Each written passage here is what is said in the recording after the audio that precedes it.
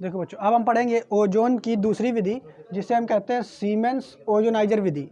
वास्तव में ओजोन को बनाने के लिए हमें करना कितना है, केवल ऑक्सीजन का विद्युत विसर्जन करा देना है, बिल्कुल साइलेंट रूप में। ठीक है, साइलेंट या विद्युत विसर्जन कराने से ऑक्सीजन का विद्युत विसर्जन कराओगे तो ओजोन बन जाएगी। क्लियर?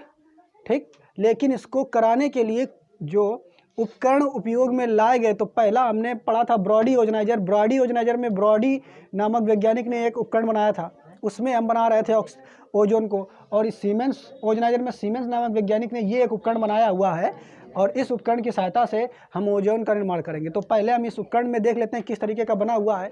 तो देखो बच्चों, यहाँ पे दो ये नलियाँ आपको दिख रही हैं, ये एक ये नली है, एक ये नली है। ये दोनों नली एक सिरे पर बंद हैं और जा करके एक सिरे पे जुड़ी हुई हैं, और इसका ये वाला जो सिरा है ये खुला है। ये वाला सिरा कैसा है? खुला है।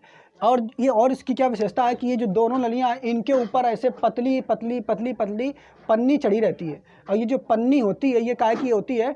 टिन की होती है। किसकी होती है? टिन एक धातु है, और इस धातु की पन्नी यहाँ पे चढ़ी रहती है। यहाँ पे आप देख क्या रहे हो, एक सिरा जो खुला है बड़ा सा, इसके साथ ही से एक छोटा सा सिरा इस वाले कोने पे भी खुला रहता है। ठीक। अब किया क्या जाता है बच्चों, तो ध्यान से देखो, इस सिरे से शुष्क ऑक्सीजन प्रवाहित कराई जाती है। क्या कराई जाती है? शुष्क ऑक्सीजन।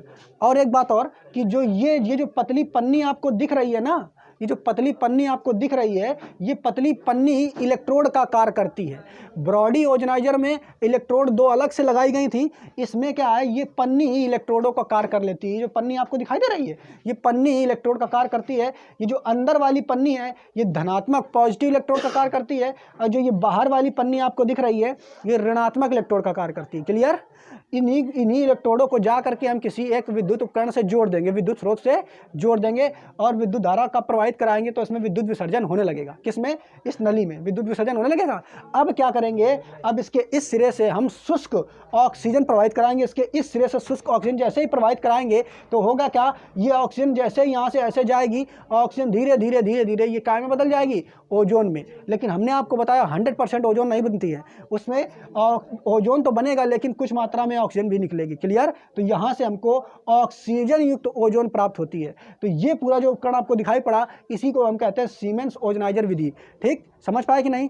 अब हम इसको पढ़ लेते हैं लाइन टू लाइन कैसे लिखना है। एग्जाम में लिखा है सीमेंस ओजोनाइजर। सीमेंस ओजोनाइजर में दो सकेंद्री मतलब जिसका केंद्र एक ही हो। तो दो नलियां हैं जिसका केंद्र एक ही है कि नहीं? दो सकेंद्री कांच की नलियों का बना होता है। सीमेंस ओजोनाइजर जो ये उपकरण है ये दो सकेंद्री कांच की नलियों का बना होता है, उसका एक केंद्र एक है। आगे जो एक सिरे पर बंद होती है, इसका एक सिरा देखो ये वाला सिरा बंद है। आगे क्या कह रहा है, भीतरी नली की भीतरी सतह, ये जो भीतरी नली की भीतरी सतह है और ये इसकी जो बाहरी सतह पर एक पन्नी चढ़ी रहती है, लिखा है, तथा बाहरी सतह पर टिन की पतली पन्नी चढ़ी रहती है जो कि इलेक्ट्रोडों का कार्य करती है। आगे भीतरी पन्नी धन इलेक्ट्रोड, जो भीतरी पन्नी है ये वाली, ये धन इलेक्ट्रोड का कार्य करती है, जबकि जो बाहरी पन्नी है देखो ये बाहरी पन्नी, ये बाहरी वाली पन्नी ये ऋण इलेक्ट्रोड का कार्य करती है। और ये इलेक्ट्रोड कैसे जुड़े रहते हैं, एक प्रेरण कुंडली से जुड़ी रहते हैं। ये यहाँ पे प्रेरण कुंडली से जुड़े रहेंगे आगे, है ना, और यहीं से विद्युत धारा प्रवाहित कराई जाएगी। आगे इस उपकरण द्वारा एक खुले सिरे से, इस उपकरण द्वारा इसके खुले सिरे से, जो खुला सिरा है इसके खुले सिरे से शुष्क ऑक्सीजन प्रवाहित करने पर, जैसे ही शुष्क ऑक्सीजन भेजते हैं तो प्रवाहित करने पर क्या होता है, उसका विद्युत विसर्जन होगा, और विद्युत विसर्जन होने के बाद ये ऑक्सीजन बन जाती है ओजोन में। किसमें बन जाती है? ओजोन में। ठीक, अब बस ये ओजोन बन करके यहाँ से निकल जाती है, लेकिन 100% ओजोन नहीं बनती है, ओजोन के साथ ऑक्सीजन भी निकलता है। ठीक, आगे ये रिएक्शन हो गई। ओजोन के कुछ गुण है, इसको देख लेते हैं। तो देखो क्या गुण है, शुद्ध ओजोन जो है ये नीले रंग की होती है। कैसी होती है? नीले रंग की, विषैली होती है। ठीक, सूंघोगे तो इसमें क्या है, दिक्कत हो जाएगी आपको, है। इसके अलावा मछली की गंध इसमें होती है। कैसी होती है?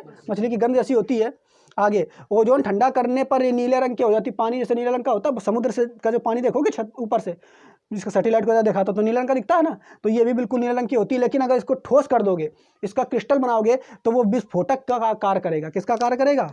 विस्फोटक। तो ठोस अवस्था में ये विस्फोटक की तरह कार्य करती है। विस्फोटक मतलब जो ब्लास्ट कर देता है। ठीक है, आगे इसके कुछ उपयोग है। उपयोग देखो क्या है, जीवाणुनाशक के रूप में हम इसका प्रयोग करते हैं। जो बैक्टीरिया वगैरह जीवाणु होते हैं उनको मारने में हम इनका उपयोग करते हैं। ठीक है, किसका? ओजोन गैस का। इसके अलावा फिर देखो किसमें के तो मारने का प्रयोग करेंगे, तो पानी जो होता है दूषित पानी, उसमें हम ओजोन अगर प्रवाहित कराएंगे तो उसमें जितने बैक्टीरिया वगैरह हो जाते हैं वो मर जाते हैं। ठीक, आगे विरंजक के रूप पे। विरंजक का मतलब जो रंग उड़ा दे, ठीक।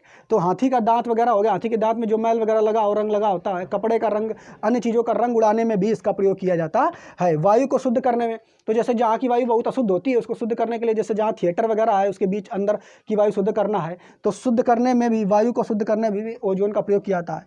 परिरक्षक के रूप में, परिरक्षक के रूप में मतलब हमने आपको बताया खाने की चीज़ें जो होती हैं उसमें फफूंदी वगैरह ना लगे तो उसको बचा के रखने के लिए इस गैस का भी प्रयोग किया जाता है। और कल हमने एक बताई थी, उस किसका बताया था कल, डाइनाइट्रोजन N2 का भी प्रयोग किया जाता है। ठीक, समझ पा रहे हो कि नहीं। तो ये इसके कुछ उपयोग हो गए और इसका क्रिया विधि एग्जाम में आपको ऐसे लिखना, नोट कर लो।